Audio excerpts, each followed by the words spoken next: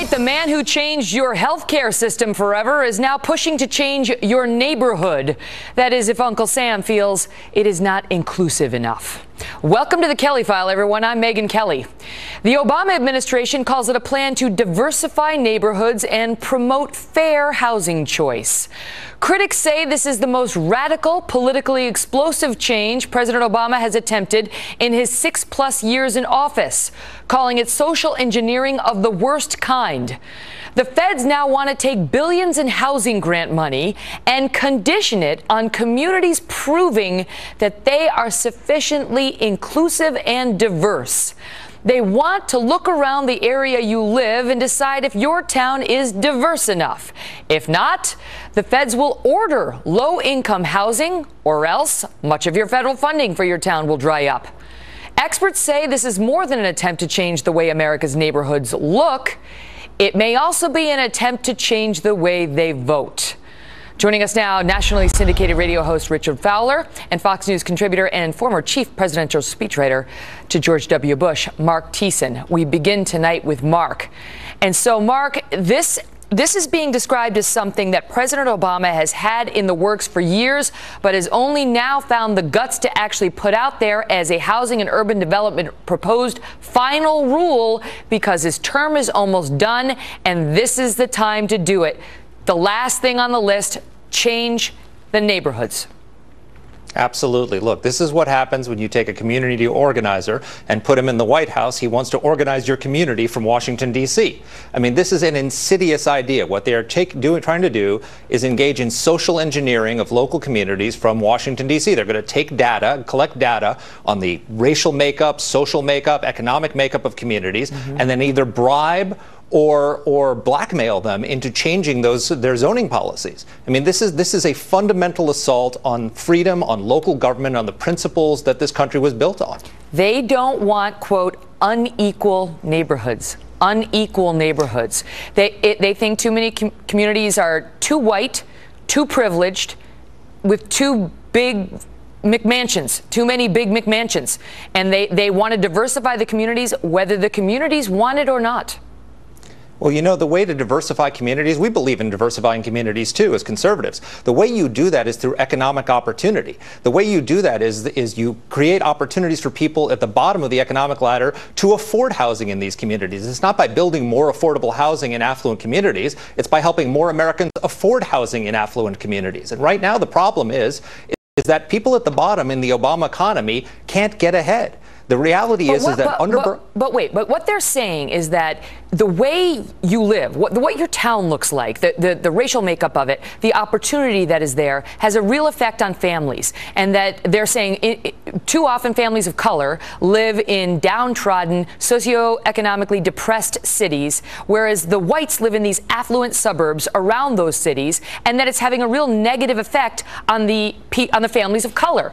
And much in the same way affirmative action is meant to lift up those families of color by giving them more of a running start than starting from stop.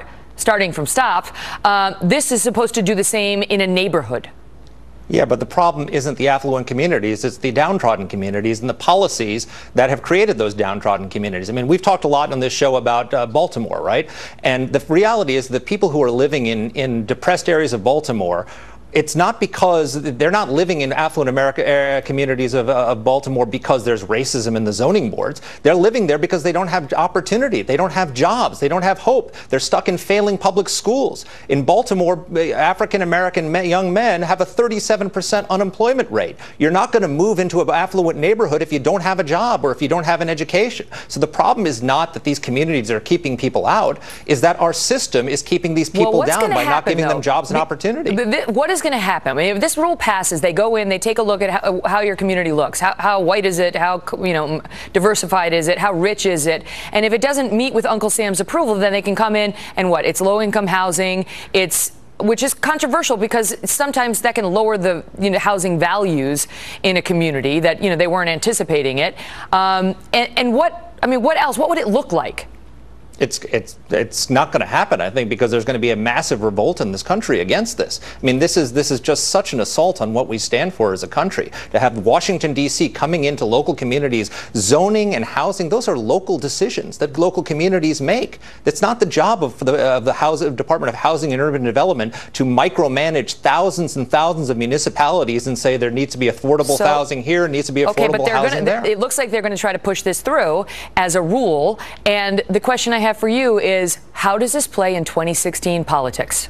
It's going to be very important in 2016 politics for a couple of reasons. Number one, because the person who's implementing this, Julian Castro, the HUD secretary, is on everybody's short list to be Hillary Clinton's vice presidential nominee. So if he gets tapped to be Hillary's running mate, this is going to be a very, very central issue. And secondly, because right now what they're going to do if this rule goes through and if it's not blocked by Congress, they're going to start collecting the data first before they can implement it. It's not going to get implemented under Barack Obama. The next president is going to implement it. So this is a major issue. Is Hillary Clinton going to re-engineer your community if she is elected president along with Julian Castro? And she's going to say the Republicans are against communities of color. She's going to say that that's exactly what they're going to try and say. Those folks who pursued white flight wanted to stay that way, and they don't want people of color moving in next door to them. And that's racist and discriminatory. That's a very important point you make, and this is why Republicans have to be very careful how they handle this, because they want to portray Republicans as the party of the rich who want to protect the white suburbs against people of color and poverty coming into their neighborhoods. We need to make clear that our principle is every American of every race, creed, and color should be able to live wherever they want, but we need to create opportunities so they can afford to live wherever they want. This is a fascinating issue, and it's very interesting that this is apparently one of President Obama's prize issues, and he saved it till now. Thanks, Mark. Richard Fowler is with us as well. Richard, your thoughts on whether, first of all, this is an attempt in any way to manipulate the way cities vote, the voting makeup? I don't think that's the case at all here. I think what this president is trying to do is trying to really, truly create opportunity for all. Now, let's talk about the facts. The fact number one is there's more Caucasians on Section 8 housing than African Americans or Latinos, right? So we're talking about how we create. The proponents of the rule are just trying to help families of color. I mean, it's not. I think they're trying to help all families, not just families of color. I think if you take it economically situated families, but they're focused on helping communities of color, which is a good thing. But they're open about that's who they're trying to help. Well, here's the thing. When you have more diverse communities, like right here in our nation's capital, where you have Caucasian families living next to African American families, living next to Latino families, living next to poor families and rich families, what you have is you have a more diversity, one, in ideals, but you also create better working places and better living situations for our young people, right? As young people begin to grow up, they get to understand cultural diversity, right? and that makes them more economic. That makes them better fit for the 21st century economy. That's not controversial. What's controversial is government designed equal neighborhoods. They're talking about unequal, uninclusive neighborhoods. This is not the first time we've seen the federal government take steps in this direction. The other one that comes to mind is Brown versus the Board of Education, when the government said segregation in schools and segregation is not a good idea, and we have to do everything in our power to break that down. And then breaking that down is what's made America a better place today, and I would argue it's why we have an African-American president. Okay, so your position is that even though any African-American can move into any community, really what stops you from moving into a community is money, generally, right? I mean, I didn't grow up in a fancy neighborhood. I wanted to be in one, but we couldn't afford it. And then, when I got to be an adult, I made more money, and now I live in a nice neighborhood. It's all right. It's a nice home, the neighborhood. Anyway, the point is, that's the way it was usually done. It's not like you must diversify because Uncle Sam feels it's too white or it's too rich.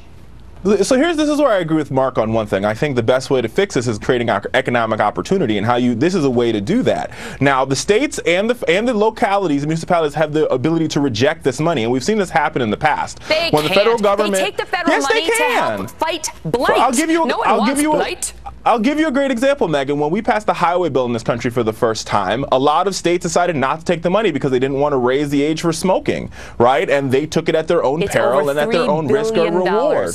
But the state has the ability to choose or not to choose to take the money. So if you don't want the federal government controlling how your neighborhood's diversity makeup is, then don't take the money. Don't complain. Don't take the money. If you're so rich, don't take the money. And I'm pretty sure a lot of municipalities won't take the money. Yeah. I can name a couple suburbs that probably be like, we don't even want it. We just want to stay, you know, the way we are. White picket fences. I was just trying to get the image in my head. Richard Fowler, thanks for being here. I know you don't feel well. We appreciate it. Thanks, Megan. Well, a critical crossroad tomorrow in the race for the White House, with top contenders from both parties joining Mitt Romney in Utah. The governor is here to outline the stakes. And almost 1 year to the day after the Islamic State captures key cities across Iraq and Syria,